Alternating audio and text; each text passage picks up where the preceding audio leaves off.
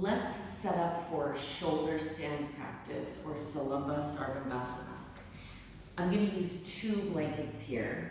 Notice how I have the rounded edge of the blanket together, and I've alternated the blankets so that the folded part is opposite if you have this type of blanket, because what happens is if you have 2 folded sides towards each other, that will be slightly thicker than having all the spare edges on this side together.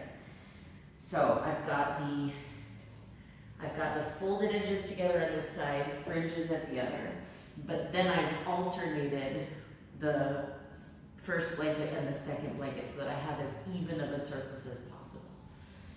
I'm going to flip this side of the mat over. I ultimately want to have a surface that I can stick my elbows to, and I'm even going to take it one step further.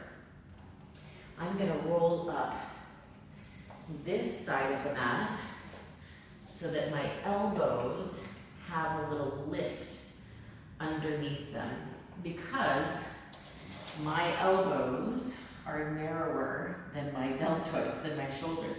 So when I'm up there, I need a little wedge under the elbows to keep my upper arms even to one another.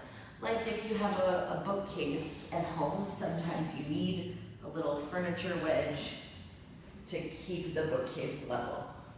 So I lay down with my head on the floor and my shoulders on the mat.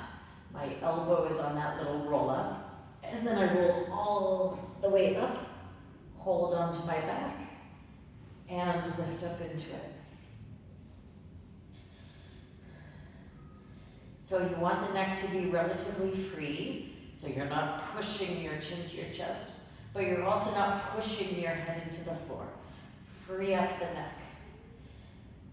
I notice that I often have too much weight in my wrists, and I know that because my wrists tend to fatigue first. That's the first thing I start to notice when I'm starting to fatigue.